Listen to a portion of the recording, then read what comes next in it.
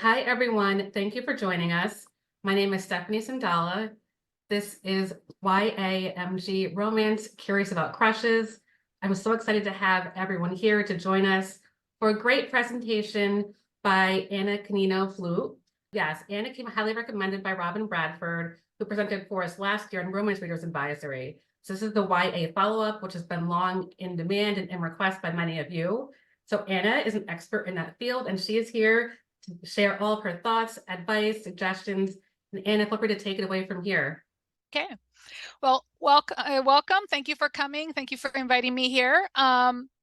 Just to start by saying I'm a school librarian by trade. I work in the Rush Henrietta School District, which is so upstate that we consider ourselves Western New York. Just in a little town just outside of Rochester, New York. I work primarily with tweens, so 4th through 6th grade. But with that 6th grade, I have that crossing over into YA. I'm also been a romance reader for going on 14, 15 years now. But I'm a lifelong genre reader. I grew up reading mysteries and all sorts of science fiction, fantasy, but only realized as an adult that I was reading all those things for the romance. I love reading romance stories, relationships, connections.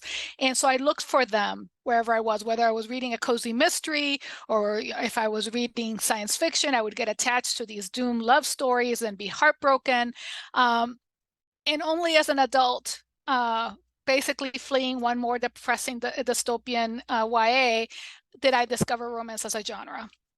I did a lot of reviewing and had a podcast at one point, but MG and YA romance is where that overlaps with my real life and my real work. So I just wanted to say that I'm gonna be sharing a lot about YA and MG romance, but do know that I'm coming from the mindset of the younger crowd, though I do have some knowledge of where that YA and then young adult, new adult mixes in. All right, so that's where we're getting started. All right, let's see. What is romance? Let's see what you guys have put in the chat. I certainly have strong feelings. The Romance Writers of America have strong feelings about what romance means. But what do you guys think is the definition of romance? So for Romance Writers of America, which Robin quotes in her fabulous book, Reader's Advisory for Romance, is primarily something that has a central love story and an optimistic ending. Now, through history, that's been defined in a lot of different ways, and that has expanded over the years. YAMG tweaked that, okay, because of the age of our main characters. Let's be honest, most of us did not meet a lifetime romantic partner in grade school. Yet those are the characters, that's the relationships they're building here. So do we expect for a book to be categorized romance in middle grade, for it to have a lifelong commitment? No, right? But that idea of the centrality of the love story, that's what drives the story, again, is also something that's flexible in YA and middle grade, because so much of our fiction in those age groups is about self-discovery, growing up, and that moves forward. So do we think that there's some hiding behind? Is that what we're trying to find out? Oh, maybe. No, I don't see anything in the group there. Maybe somebody's dragging a shaft. So we'll go back and revisit at the end and see if we agree. But I threw some jargon at you just now. We were talking about the optimistic ending and all that in romance. There are some things that we use as acronyms. HEA, happily ever after. HFN, happy for now, which is very important for us in YA and middle grade. Other ones that we might be seeing or considering are things like meet cute, if you're familiar with that term. These are all terms that are surrounded around romance. HEA, happily ever after, it comes from fairy tales. We all read those stories, maybe Cinderella, Snow White, and they lived happily ever after. That gets borrowed by romance and saying we're going to be happy about their lives, their place, and their relationships, right? Then eventually people started tweaking of that. Well, but you know what? That 17 and 18-year-old, that might not be their last relationship. So, we're not getting them married off. We're not getting them engaged. How about we call that happy for now? They're happy in a relationship. They're connected. That's what a romance reader would be expecting, especially for this age group. Another thing that you have to think about when you are providing readers advisory for romance for this younger age group is that they're also going to be bringing in terms from fandom. A lot of our students and young patrons are going to be reading things on Wattpad, they're reading fanfic online, so they might be bringing terms from there too. So think about that when you're talking to your readers. So that central love story with an optimistic ending is really, really important. So for example, I'm going to pick up a brand new release. This is Most Ardently. It's a Pride and Prejudice remix by Gabe Cole Novoa.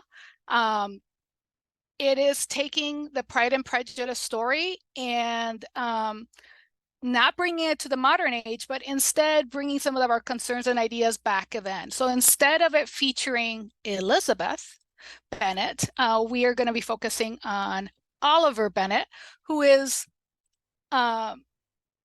Elizabeth has realized they really are, right? So they're in process of transitioning. Family doesn't quite know. They've established. And so here it's this book taking that Pride and Prejudice story, turning it on its head by suddenly making it a gay love story and dealing with all these elements of family acceptance. And so in the end of the story, the HFN in the story is not going to be a marriage. It's going to be self-discovery and self-acceptance and lasting connection, right? So those are things that you can see that in a YA that has a historical context going back, there's going to be those different connections. So I love this book, by the way. It was beautiful. Highly recommend. But at the same time, you have a MG book like this one. This is Emma the Love Spell by Meredith Ireland. This is a young magical kid whose best friend and possible love interest is going to have to move away because the love interest friends parents are divorcing. So she uses her magical powers to try to get them back together. So the conflict involves parents and family and connection and growing up, using powers, being responsible. And in the end, in this story, I'm going to spoil it for you, the friend does move away, but they have a lasting connection. They still get together and do videos. They're still friends. They're still interested in each other. So that's that difference between what you would find in an adult romance and then in a YA romance and then in a middle grade romance. So let's talk a little bit about tropes. And I'm going to go over to the chat because I feel like maybe some of the stuff is here. Scroll back. Okay. So for tropes, what tropes do you know? Maybe you've heard of any like enemies to lovers, friends with benefits, or friends to lovers. Romance has, in adult romance, some romance is very much categorized in that particular way, right? It becomes, people search for a particular kind of book based on the tropes that are in them. We see that less in YA and middle grade romance. I think partly because there's just a lot less in the market. but even those, they have become more and more tropey in their definitions. So for example, one of the sports books that I'm going to recommend, let's see if I see it in my stack over here. I don't see it just now. There's a lot of those enemies to lovers, rivals to lovers. This, for example, is actually a recommendation from my daughter, who just aged out of YA but still loves it. She drives me crazy. Kelly Quinlan. You got a basketball player and the head cheerleader who hate each other's guts. They have an accident that then causes them to be sort of thrown together. That's another trope that's sort of stuck together, stuck to you. All of that in this book is about like overcoming that bad first impression, which in other versions of like a Pride and Prejudice story would be like bad first impressions, right? They have that antipathy and overcoming that and recognizing and loving each other. So tropes are hugely important for adult romance readers. For middle grade and YA readers, we are seeing their learning and growing of recognition of tropes. Okay, so what I would say for an adult reader, they know what tropes work for them and what they don't. In a middle grade and YA reader, because they're discovering their love for romance, they're rediscovering their search for this. They're not necessarily going to be telling you, I really, really want friends to lovers. They're not going to be able to tell you that necessarily. So you have to sort of like, well, what kind of relationship are you looking for? You're looking for something angsty or something conflicty, and working that way. But one of the things that they'll do as they start to read more and more romance is that they'll definitely express a particular connection. So if you have, like I said, fandom connections and kids want to have something sort of like that, I know right now there's a lot of fan fiction around Kylo Ren and Rey, all that's enemies to lovers right there. So if a kid tells you that those are some of those connections that they're looking for, that's what they're reading for some fanfic, you can push them towards something that has a high conflict tension that you would see in those kind of tropes. All right, let's see. My screen reacts here. So here are some of the biggest tropes that I see in middle grade and YA. In addition to that friends to lovers and enemies to lovers, you will often see star-crossed lovers. For all of you out there who might think of the most famous star-crossed lovers, somebody like Romeo and Juliet, who we would not define as a romance, a genre romance, even though it is often cited so often as a romantic story. You would look at characters who have that maybe something is going to tear them apart, something's going to keep them from being loved. So for example, I've picked up this one. It's called Teach the Torches to Burn. It's part of that same remix series as Most Ardently. This takes the Romeo and Juliet story and sort of twisted it a little bit. Instead of Romeo and Juliet, it's Romeo and Valentine, Mercutio's brother. Juliet is a character in the book, but not the love interest. And it sort of takes up those things that were like things stand in their way, family, friendships, all that you will find in those star-crossed stories. You would also find that kind of stuff in, for example, this is Jean Luen Yang's Lunar New Year Love Story, a fabulous graphic novel where you have two young, well, not older teens who are, wrestling with the idea of abandonment and grief and whether I should take a chance on anybody, let anybody close, because of their family histories. In this one, Valentina, her mother has abandoned her as a child, and so she's always carried this thought that she is meant for heartbreak and that she's going to repeat her family's patterns of abandonment and loss. So that would fit very nicely in that star-crossed lovers category and trope. but it has a beautiful, beautiful happy ending. Many of us are familiar with the traditional love triangles, right? Those are those sweet valley highs of yesterday, somebody like this character, somebody like the other character. Even though in adult romance, there's a greater interest in polyamorous stories and an interest in having the wide shoes trope happening. In YA, that's still not there. Okay, so if you think back, Hunger Games 10 years ago, 12 years ago, that very much had a love triangle. Peeta is looking at somebody, Katniss is loving somebody, and they're at odds ends. That I would never characterize as a romance, though it did have a romantic subplot. But again, that's a good example of that love triangle that sometimes features in very popular YA. Stuck with You, that's where like that she drives me crazy. You both end up in detention together. You have to ride the bus together. Or you have to sort of work together because now you're on a team. Those tropes are going to come in again and again. Fake dating is very, very popular in both adult romance and YA romance. You're going to see it where somebody has to take somebody else to the prom and they get dropped, so they have somebody else step in. Those are things that are very, very popular as tropes. But one of the things that I would recommend they might have multiple of these types of storylines in together. You might have the opposites attract and Stuck with You in one book kind of thing. So here's where it gets sticky. MG versus YA versus adult, okay? I think we all can figure out that younger protagonists are more like something you will see in MG romance.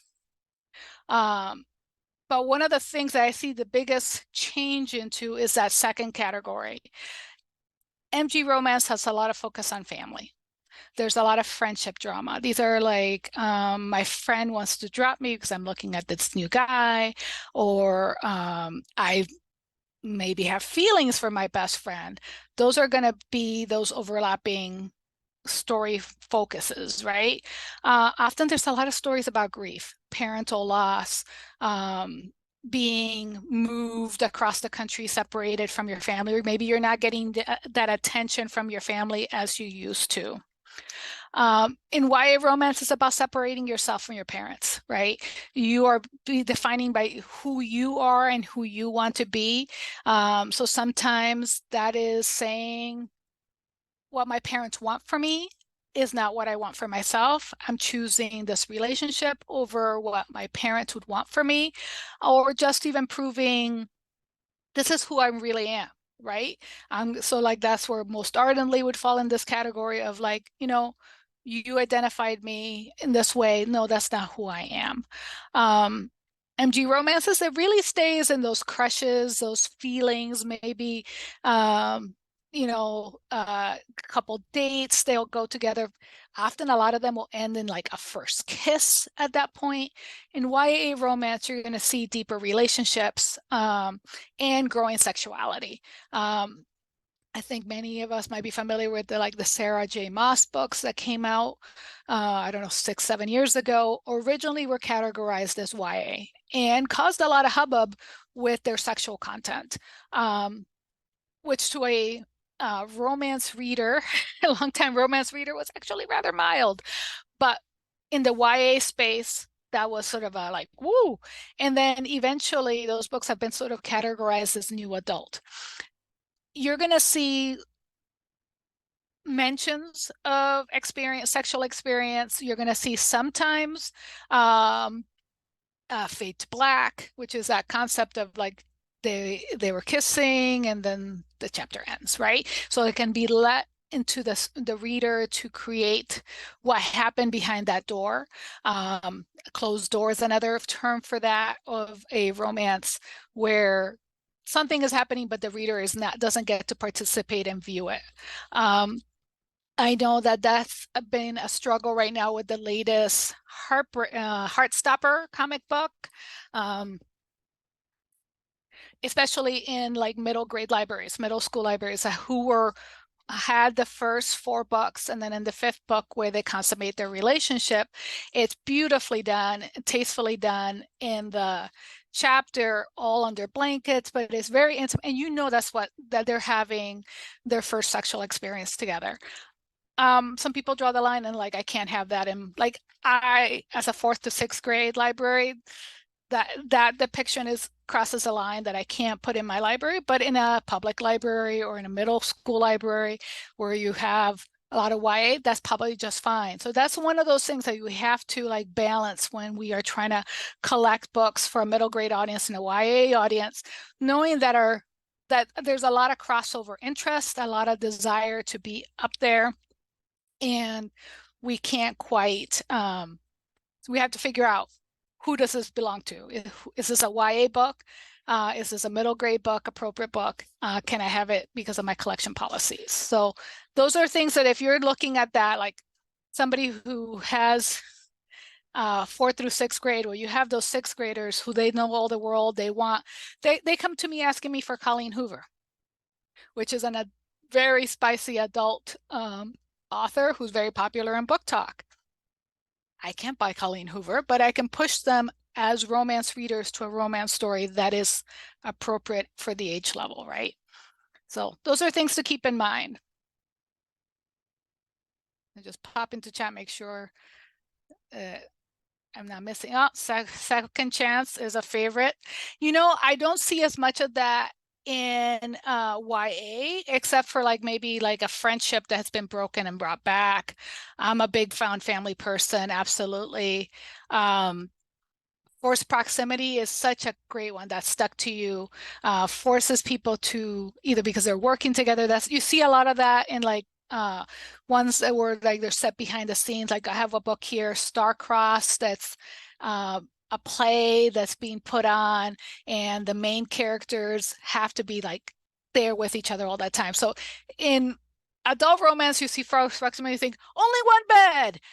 In YA and in middle grade, then it becomes more like we are now carpooling together, or now we are in the same play, or we're having to be stuck on the bus, right?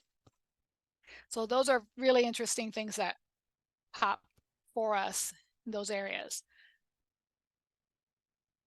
So I wanted to talk a little bit about some of the different subgenres that we see primarily, I'm going to say, in YA romance versus middle grade romance. Middle grade overall, you're going to see the majority of romance content is going to happen in contemporary romance. Contemporaries are books set right now, realistic fiction, you know, where it's kids who are not magical, who are just living their own lives. That's where we're going to see the majority of romance content for middle grade students. YA, that opens up a little bit more. So for YA, we tend to see a wider group of genres, subgenres. Historical, it can be anything from a book set in the 80s. I'm sorry to say that my childhood is definitely the fodder for, especially right now, YA books. But it can also reach back to Regency.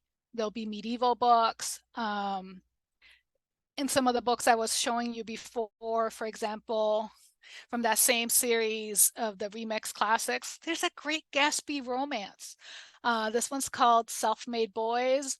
Both leads are trans. And in the 1920s, I know, still adjusting to the 80s. Yeah. So this is in the 1920s, definitely a historical period we don't often see. And it takes a fantastic twist on the Great Gatsby story, where Jay is a trans boy who is looking for love, and then Nick is in this. Has a nice little love triangle built into it because Nick's also in love. What's the name of the book? It's called Self-Made Boys. And because they're very much playing with that idea of the self-made billionaire in the case of Jay Gatsby, and the self-made of the transition of becoming a boy, right? Fantastic book. We also see coming of age books, a lot of coming of age books with a romantic through line. I'll share with you some of those, but even that's something that really overlaps in a lot of our contemporary, especially for middle grade. We're going to see a lot of like just claiming of self, right? Then we have speculative fiction. I threw this all, that fantasy, the science fiction, that dystopian, that have the romantic through line into it, into speculative fiction. Here's where we also have that nice intersection with adult romance, with the rise in interest in romantasy. Anybody know what romantasy means or stands for? Anybody read any romantasy? That would be, yep, romance and fantasy, a fantasy romance, absolutely.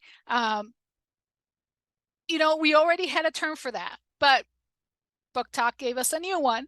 And of course, now there's definitely what is actually fits in there. Is it a romance-centric story in a magical world, or is it like a high adventure story with a romance that runs through it? There's going to be books, and this is where it's going to be really interesting for you guys as you're doing this YA Readers Advisory. There's going to be the centrality of that love story. It's going to vary from author to author, right? So you'll have somebody who is reading for the romance, for whom certain romance to see is not going to satisfy them because the romance ends up a little bit secondary to the quest, overthrowing that queen or winning something. But it's I feel like whenever you name something new, it creates its own little world of energy. So I'm curious to see where that all goes for romance, to see whether it grabs its own qualities separate from what we define as fantasy romance, romance plus fantasy, okay?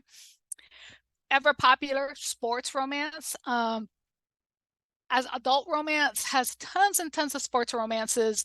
And it is because of its position, YA, it's often where you will see those quarterback and the cheerleader kind of romance together, right? But sometimes there's a twist. It's both of them are girls, you know, all that kind of stuff. Competitors on teams who fall for each other. Sometimes you'll see books where they're like, you know, like somebody who they're figure skating high level of competition, and then the romance gets in the way because it's a partner or whatever. So that's a big subgenre for romance. And then we have comics.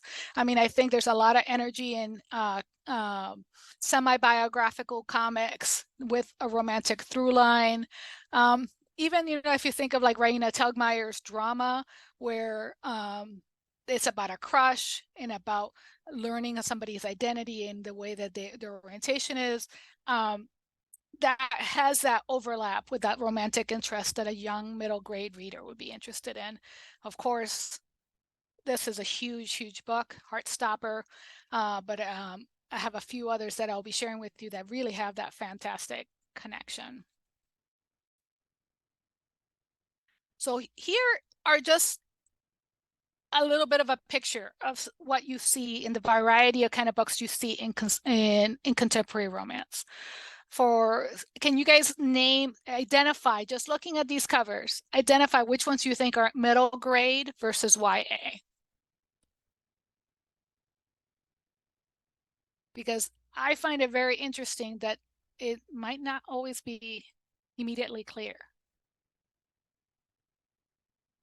Piece of My Heart is definitely middle grade. Bubble Trouble, middle grade.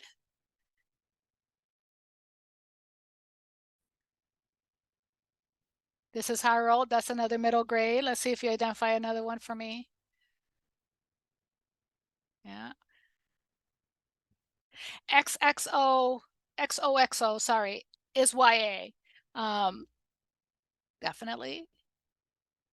Spin With Me at middle grade. Mm-hmm.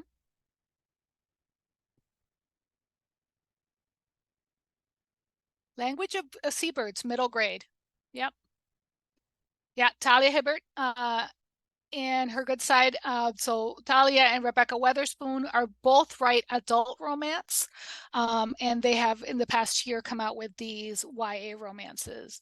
I love both of their adult romances. I have not quite read these yet, but I have read really good reviews. I'm very excited about them, and I think we're seeing that a lot where there'll be adult romance authors who have ventured into YA, just the same way as we're seeing some YA authors like Sanjaya Menon, who has had an adult release. Yep, definitely YA. Yeah, how about Mechanical Romance? Anybody have a guess on where that one goes into? It's YA. Yep. Yeah, it's YA. But almost every book that's on this thing, like I feel like XXO and My Mechanical Romance, I can easily have in a middle grade collection without it having anybody bat an eye. But it does feature those older characters with their own stories. So like for XOXO, it's a girl who's visiting, I believe, Korea and meets a member of a boy band. They get involved, and then she sort of freaks out at the idea that he's super famous and in a boy band, and breaks it off to protect her own heart, and then regrets it. And do they have that second chance? Do they come back together? Very cute. I think very for like my K-pop loving middle graders, I wouldn't hesitate to give them something like this. Language of Seabird, very different tone. There's a lot of grief in here. It's about sort of um, knowing, learning to know yourself, to be able to talk about your feelings, to feel feelings, and then this connection. Pizza My Heart is the cutest little thing. And I wanted to point out Pizza My Heart and how this is how I roll. They're both published by Scholastic. Scholastic has a series called Wish. There's, I think, a dozen or so books in there that have that strong romantic element, which is, I think, where most of us in dealing with tweens find books with romantic content for our students. Debbie Michiko Florence has a whole bunch of other ones. There's one called Be Cool, Jenna Sakai, and where somebody who's dealing with parents who have divorced and feelings, and she has a fabulous little meet cute with this boy at a diner. He works at the diner, and she hides out at this diner all the time, and they connect. And then she has to accept that connecting isn't bad. That connecting can be a good thing. That she's by protecting herself from relationships, she is losing something, and that people are there for her. So rather actually significant growth stories in middle grade with like this romantic connection. Now, historical, there's been a lot of growing interest in historical with like the Bridgertons. I think it's interesting because this is, I feel, a place that in YA and MG, there hasn't been a lot of romance content until recently. And then there's some stuff that sort of straddles the line. The Davenports, this is the big book this year. Though I would categorize it less as romance and more family drama, because even though there's a very strong central romance being built in there, the importance of the siblings and their relationships and the interconnectedness means that at the end of this one book, you're not like, woo, happy together, done. No, there's no drop off. You need to read the next book. And I imagine we're going to need to read all 4 or 5 of them before everybody's happy. So that's something about setting expectations around romance. If you have a kid who already sort of needs to have that romantic relationship settled and in one place, that might be it might be tough, right? A tougher sell. But a lot of these other ones will have like that growing connection, like you see an adult historical fiction, and you see like if I read a lot of historical mysteries with romantic elements, so I think a lot of YA romance falls into more of that category. For those Bridgerton readers, you definitely have like books like this new series, Improbable Season. There's another one that's been, I think there's going to be 4 or 5 projected. Very much young person. She's trying not to get married. Not in, but in then finding somebody that surprises her to be the right person. So there's all that. Um, then there's of course like for these remixes, Escaping Mr. Rochester, except it's not going to be Mr. Rochester who ends up with the girl in these books. Um, then that sort of brings me over to these remixes, retellings. There's a lot of stuff that I really, really love here in this genre, in this area right now. Not only just because of the room for LGBTQ stories going back, there's also just a putting more color into like these popular stories, right? So, for example, Pride from a few years back by E.B. Savoy. I love this retelling of Pride and Prejudice with a Dominican family as the Bennets, and you see a lot of culture, and there, I believe it's Brooklyn, I think. Trying to remember, I read it a bunch of years ago. And then the family who moves in, that's where they have this connection. And then there's like a Wickham character who, of course, is messing with people. There's all this kind of bringing those story elements that are so classic and bringing them back and putting them in a contemporary setting. Same with Emmett, which is basically a Emma story. Um, and anybody can guess, didn't see that coming. What is it a retelling or remix of? Anybody know? Anybody read Jesse Sutanto's? Didn't see that coming? It's She Got Mail. So it's like a movie adaptation in a sense, right? It's a girl and her best friend who's an online best friend. They have bonded, they like each other a lot over games, and they end up being in the same school, and complications thereof, right? Star-Crossed is Romeo and Juliet, uh, with 2 girls in doing the play together, middle grade play. So just a lot of fun in this space. I think where I've, pointed all these other queer remixes that are fantastic. Now, here's your big speculative fiction, your romance to see. Books like Omen of Ice and Heartless are going to really be where there's like a big story, fantasy setting, and within there's that romantic through line, but it can be in middle grade fiction, much smaller kind of magic. So we have things like Courtesy of Cupid, where she is a descendant of Eros and has magical powers and has how that messes with everything. I really loved this One Cursed Love.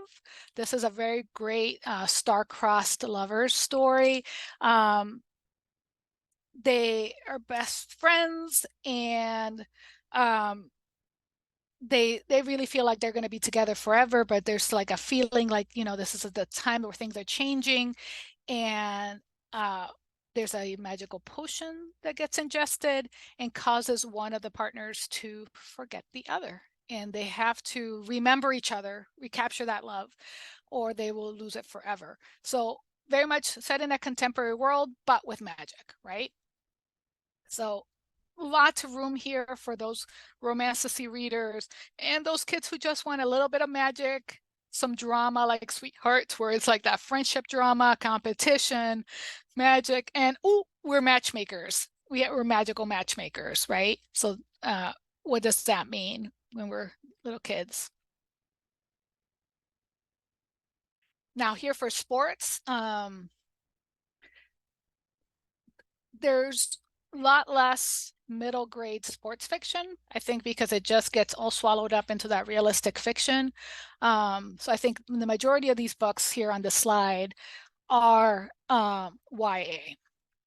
So you're going to see things where, like, how it's all in how you fall. She's a gymnast who can no longer do her sport because of injuries, and reaches out to somebody else who teaches her sort of to find her place in things.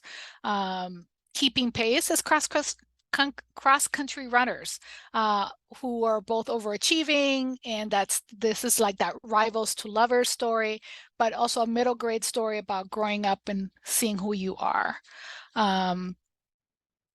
Taking up space deals with some hard stuff. This is about a girl who's dealing with neglect, dealing with uh, the it, she deals with that neglect and that anxiety of her place by not eating. So there's an eating disorder storyline, but there is a very gentle love story also there, right? So this is where that balancing out, figuring out when we're working with a student, how much angst are they in for? What are they really looking for when they tell you they want a sports romance? It might not be taking up space, because even though there's sports in it and that's driving, it's really about those relationships and those emotions.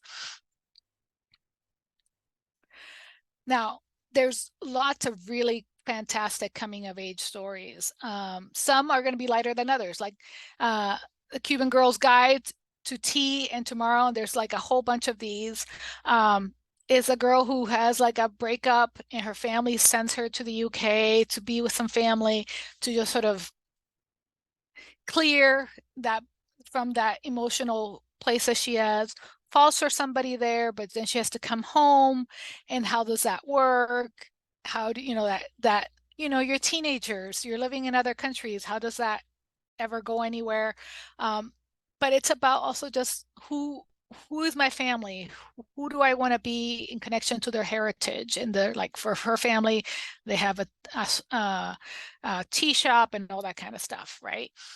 Then you have things like heart of my you're the heart my sky. This is historical fiction in verse set during the 1990s special period in Cuba. This is by Margarita Engel, who has Cuban heritage. And during this time, there was a lot of scarcity in Cuba. A lot of people were getting on rafts and trying to flee because food was very hard to be found. And in this setting, she has these two kids meet, encounter each other, and basically find a reason to keep going and to stay not only alive, but to stay in Cuba, not to risk death, because there's something to live for, even if things are very difficult. So definitely a romance, but really intense setting and time. One that has a lot of elements of grief. Bounced too fast. But I think has also a really beautiful sort of going to camp together, feeling together, is In the Key of Us by Mariama Lockington, and it's middle grade. We got a 13-year-old Andy who's lost her mom, and then she's at camp with Zora, and she's dealing with like a new babies coming into the family who's raising her, and then dealing with those feelings, and they just do everything that they can for each other at this music camp. I totally cried. So for your angsty kids, this is a fantastic little romance. And I think very, very accessible to both younger MG readers, and I think there's meat in here for older YA readers. Now, comics.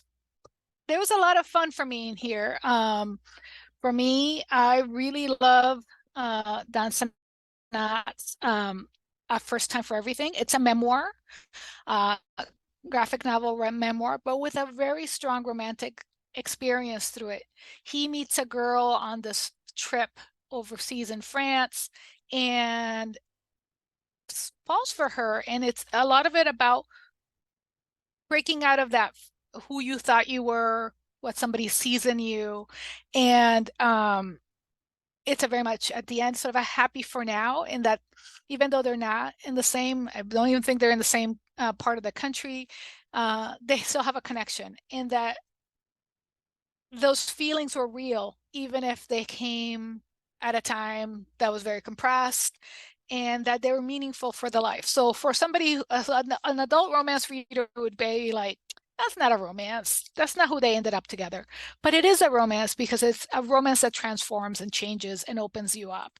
And I think completely appropriate for middle grade and YA readers.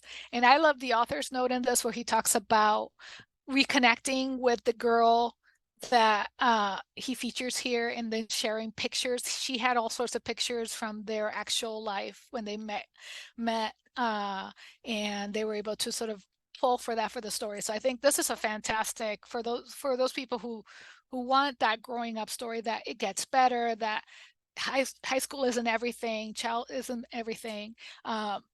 This is a really great book. I really highly recommend it.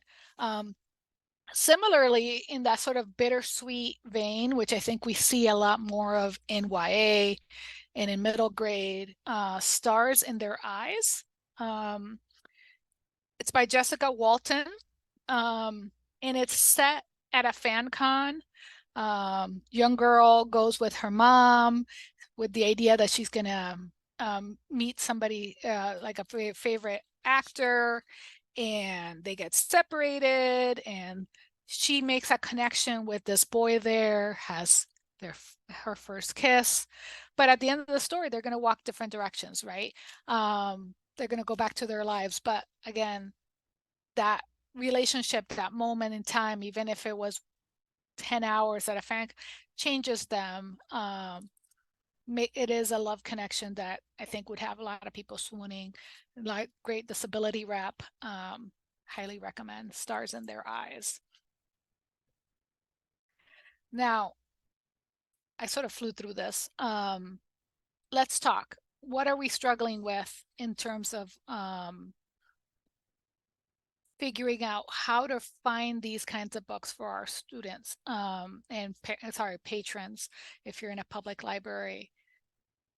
I think my biggest struggle in identifying romance is that it's hidden in so many other categorizations, right? If you look at the subject headings for a lot of these books, it will be interpersonal relationships. Sometimes it's dating, social customs. Very rarely is it romance. Very rarely is it even love story. It'll be coming of age. So you have to really dig into reviews. Really dig into, unless you're just saying, hey, I know Scholastic puts out Wish, and that's going to have that romantic connection for me. You have to dig into reviews. And sometimes those romantic storylines, you don't know if they're going to pan out based on book one, especially in Romantasy, you know. The promise or guarantee of the happily ever after is not necessarily there in YA romance, fantasy romances. So it might be 4 or 5 years down the road before we get to a romantic resolution. And some of our readers are going to be good with that, and some of them are not. What are your questions? What kind of things are you struggling with and want to know more?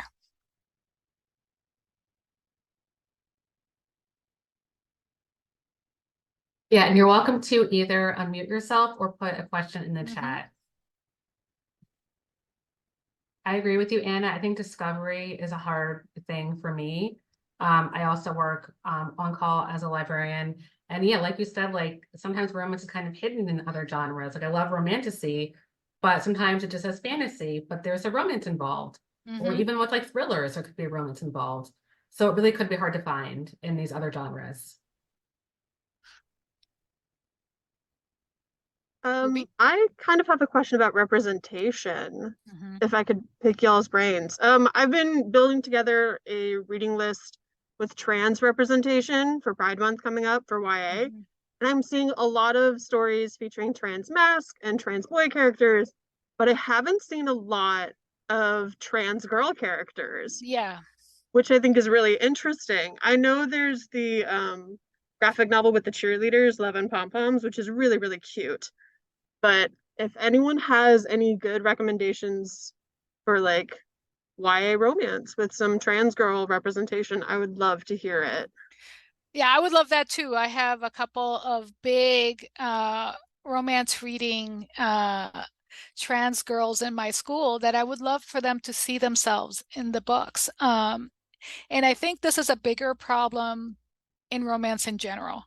In romance in general, watch misogyny work. There was the rise of queer romance, but funny, it's all abled white characters together, right? White male characters, because it was sort of like it was still the female gaze, right? You wanted to have, let's just move the girls out of the way. And so there's some of that, and there's been a increasing move toward authentic stories by queer authors for themselves, not for a white female audience who just wants more able-bodied, handsome men, right, to look at. And I feel like with that, there's now starting to be a trickle down. But I haven't seen a lot of trans femme romance stories that have gone to the front. Okay, then I guess I'm not missing anything. But it just felt very strange putting this list together, and I'm like, these stories are all, I'm seeing the threads. And they all feel very, very similar in that way. Like obviously the plots are diverse and they're really beautiful stories. I think Andrew Joseph White is writing some really, really great, like kind of angry trans narratives that we definitely need to see and read and celebrate. I was just wondering if anyone else had encountered other narratives. So kind of thank you for validating what I'm seeing out there. So hopefully in the next publishing year, we will see some shifts and some changes. I mean, I think we have to celebrate that there's been so much more than there was 10 years ago. Like I have two trans kids, and there's certainly a lot more trans representation in YA and middle grade than there used to ever be. And but it's not there yet, and it's not perfect, and some of it's highly problematic. And it's interesting. Like, I mean, I really love Most Ardently, but I have to always give content warnings to anybody that there's going to be dead naming happening. There's going to be that is undeniably a part of the story. So I want more of those just feel good romance stories where the acceptance is already there. Right? Yeah, like it's kind of built in of like this character just happens to be trans, but it's not necessarily about the associated struggle with that identity. This is just who they are. But also they get to have this really cute adventure, and it's like an enemies to lover meet cute happening at the mall. They spill boba on each other. Oh no, but they're still in love. Like just, really cute and fluffy because we do need those really beautiful, joyful stories. I hope that, in 5 years I can say, here's a Scholastic Wish with a trans character. That would be amazing. But yeah, I feel like there's always this, like the wheel of progress, right? So, and yeah, there's all the struggle stories and the coming out stories and the claiming myself stories, but like, where are the fun stories? And we need all of them because like some people really struggle with it and they do feel that anger and that rage and that self-doubt. And then some people are really lucky and their coming out experience is really beautiful and joyful and accepted. Like everyone deserves to see themselves. It's just a matter of and that's where I think we also have to remember that our readers aren't getting all their stories from published fiction. All right. I think this is where the role of Wattpad and AOC is huge for a lot of our, especially our trans readers, because there'll be some of those stories there, right, where that's just part of the AU, that's already accepted, but it takes a while for that to sort of like trickle into and they get to do the like super niche specific headcanons where it's like this character is modeled after my experience, and so I've really hit all these markers for them, and like you can see the like side-by-side parallel and the stuff that doesn't necessarily get edited out by official publishing. Like we need those messy teen stories written by teens for teens. Like there's something so valid and beautiful about that. Yeah, absolutely. Thank you. And I don't know if you saw, Stephanie acknowledged it in the chat. Somebody was highly recommending LGBTQ Reads as a place to see what's out there. They do a really good job of at least categorizing what's being published. That is helpful. Because also sometimes in the description, like they don't reveal the complexities of the character's identity yet. And it's more of a like, they're questioning, they're figuring things out. And it's like, but what part of themselves are they figuring out? And what is the journey that they're taking? Because I can't always read an entire book to decide like what list does it go on. So it's really helpful to have those websites. So Right, thank you and I for mean, sharing. and there's certainly that there's a problem sometimes if the identity is the surprise, Mhm. that's a problem for especially not just for us as librarians categorizing, but for the reader, because it's going to be, where can I is it going to hurt me in some way? Yeah. So that is a very helpful resource. Thank you very much.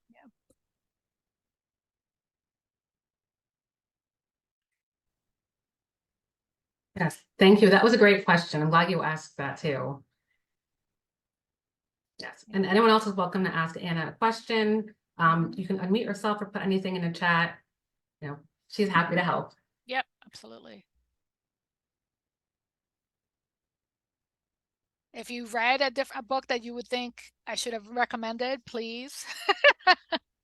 I'm always looking to discover new books too. And it was a really great experience preparing for this because it pushed me to find some more books that were like YA middle grade bridging, especially for that's my biggest challenge with my 6th grade audience. I borrow heavily from our junior high and our high school, but I'm always looking for that. And that reminds me of like some problematic terms that we sometimes have to deal with too. If you're searching, you're going to run into like clean romance and what that means. So I prefer using the term like closed door or fade to black, but you might run into that to sort of signify a book that doesn't have sexual content or has only allusions. I much prefer the term like kisses only because that sort of very clearly says what, and that again becomes what is your policy, what you're trying to bring.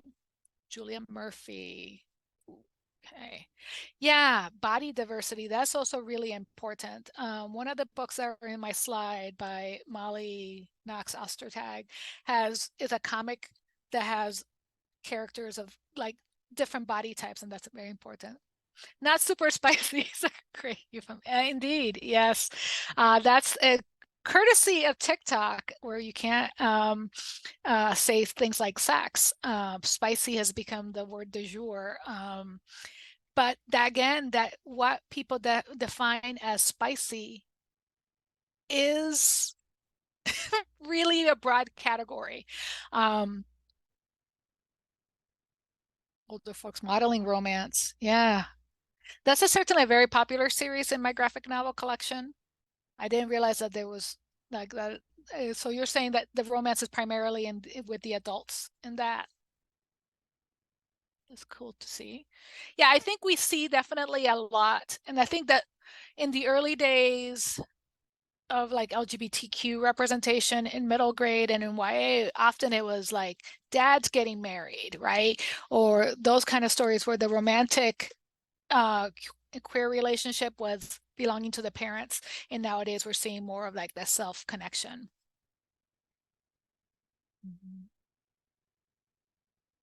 And I think those are really important stories to have, that discovery story, definitely, because a lot of our kids, especially for like in my age group, they might know that they're different, but they're putting names to it, right? And putting names to like, this is who I am, and being able to see that is very valuable. And I think that's where like it's interesting because some of these fall under the categorization friendship story.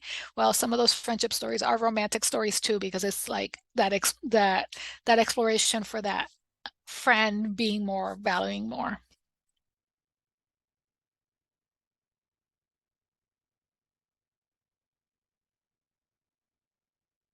Now around romance, we're gonna sometimes, especially in like in school libraries, we're gonna see challenges and interest, right? We're gonna have people who question having romantic content at all for kids. I find that's always a very interesting pushback. Some of it sometimes for the kids, like I have a genre-fied library, so, but romance isn't its own genre within the library because it's middle grade. It doesn't have a whole, it would be like a bookshelf. So I do put little hearts labels on my books if they have a romantic content in there, which works and doesn't work, right? You have some kids who be like, ew, and it would have been a fabulous coming of age story for them. But it does help those kids who are looking for that romantic content and being able to differentiate it from friendship drama, which is huge in middle grade. Now, in the slides that I'm going to, I'll make sure to drop them in the chat, the link to the slides too. I have some resources that I think have been really great for me in building my collection. I really love Reading Middle Grade as a website. I think she puts together some really interesting lists. The School Library Journal has been doing, especially like their like middle grade project. So they've been featuring some middle grade authors who are writing romance. So I've linked to these. And then I also want to highly recommend the Facebook group called For the Love of Middle Grade. It's interesting, an interesting place to be in Facebook because it is a lot of middle grade authors, pre and post publication, and then librarians and all that kind of stuff who are promoting their brand new books. So it's really great for me for discovery of hearing of some of these books that might not get front page promotion, front list promotion. And people will pop in there and say, give me some Heartstopper read-alikes. They'll say, I'm looking for, I really, really love this kind of book. Can you find me some others? So specifically, if you're looking for that elusive romantic middle grade book, this is also a really good place to go to. So yeah, I've shared the links there. I will add maybe links to the individual books, not just their images. But yeah, I would love to hear from more about like what you guys want to know more about. And I'm more than happy to push my resources and pull my resources for more specific questions for even if I can't have an answer right now. As a good librarian, I will know that sometimes we have to do research to answer the question. Yeah. But yeah, thank you for the recommendation for that manga. I have a really good partnership with a local manga store who does a pretty good job of vetting the books before I get them, rather than me ordering from one of the big book jobbers, whether it's Follett or anybody else. I work with her directly because then she can sort of like, no, she'll give me a book series that's already in progress and that she can say, these volumes are okay. But yeah, that there's often that. And I mean, it's not just romantic content that this is an issue is. It's sometimes we're looking at violence, especially with manga, where it's like some of my kids really want books that we can't bring in just because of the violence content.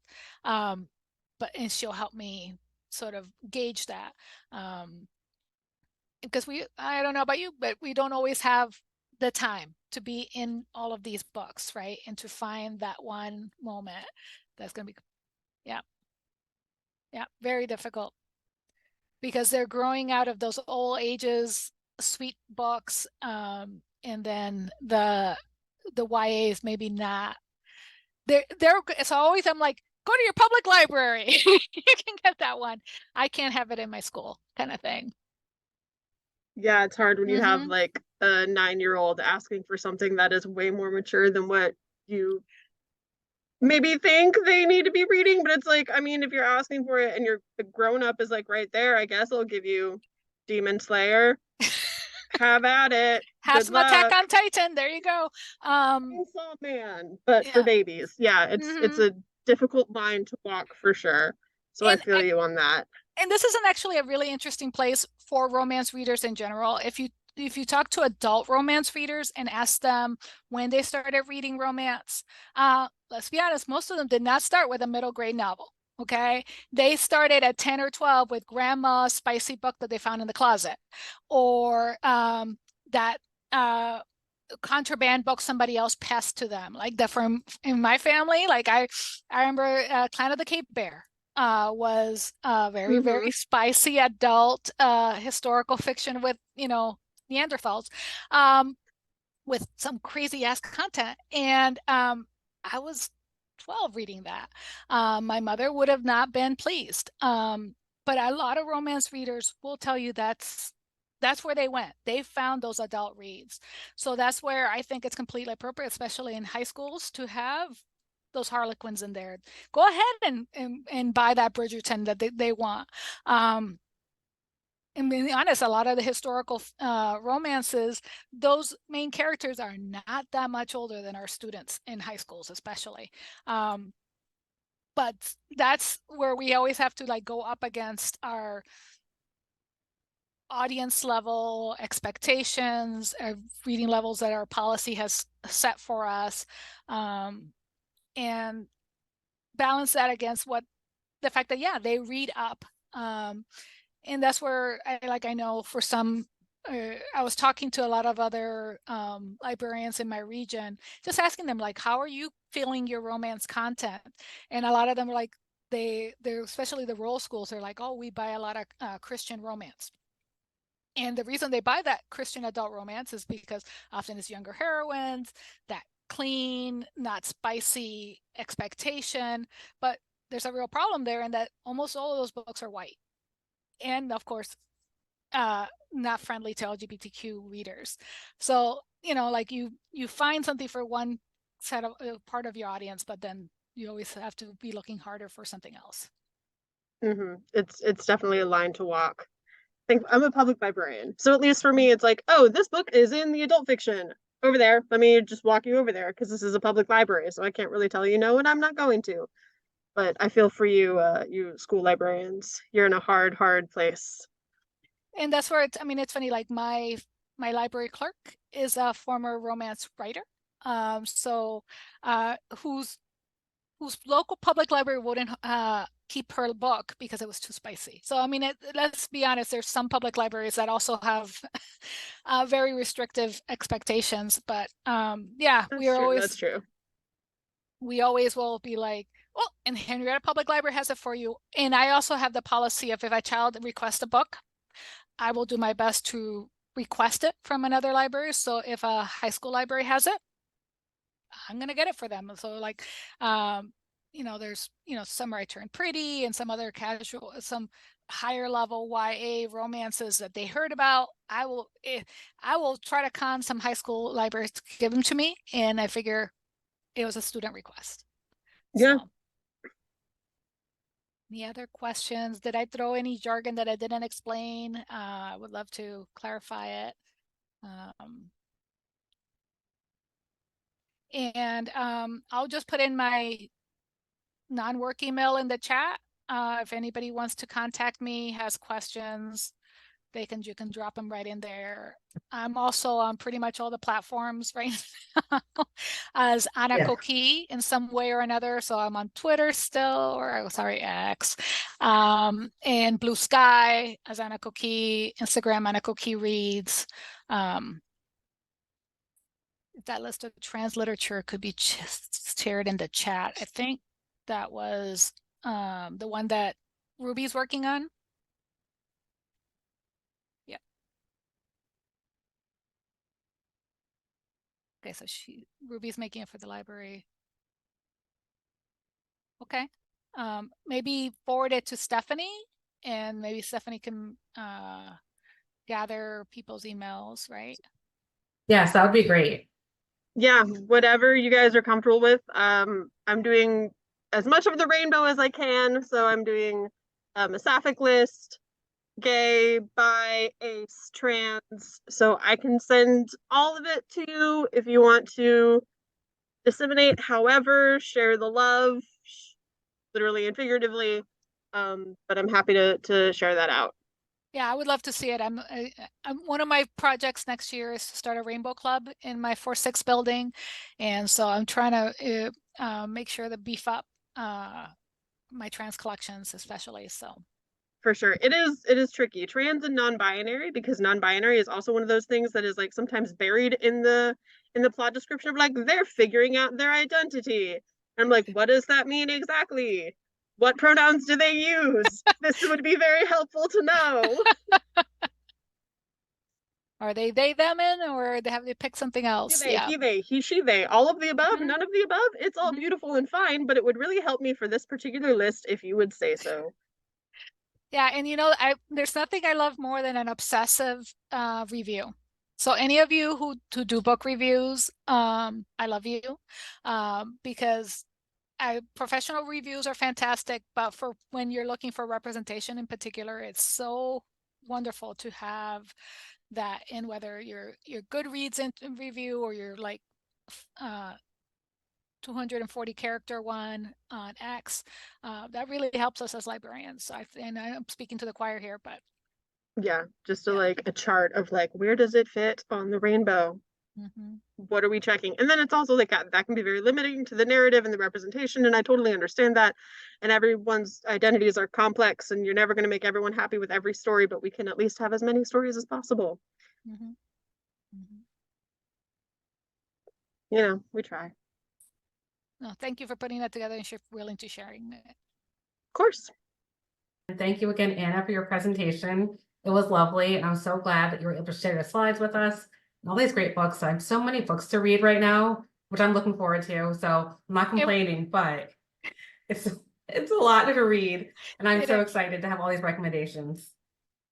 Yeah, as a reader, I love it. I love it. If my TBR kills me in the end, that'll be the best. So Exactly. Yes. Yeah, I see some great feedback in the chat, so we're all yes. happy for it too. Thank you so much for your time and for your attention, everybody. Thank you. Thank you again for being here.